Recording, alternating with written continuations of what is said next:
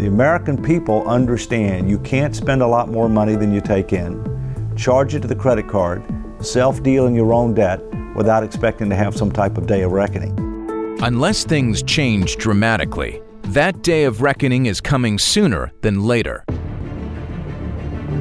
China now holds over $1.2 trillion of U.S. debt.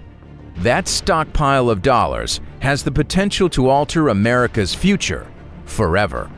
You know, during the meltdown, the infamous meltdown, before they injected the $700 billion into the U.S. economy, there was a meeting between the Chinese and the Russians. And the Russians suggested to the Chinese that they together dump all their U.S. money and destroy the U.S. economy and destroy the United States, and the Chinese held back.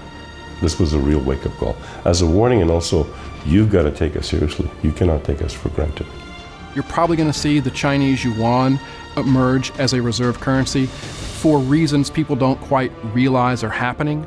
And I would not be surprised if you see the Russian ruble emerge as something of a reserve currency, even though people don't necessarily trust the Russians. But Russia and China are working together. And I have it from first-hand information from a former Soviet parliamentarian in Estonia who basically says, look, the Russian government is calling me all the time to say, help us design a global reserve currency, and should we do it with the Chinese?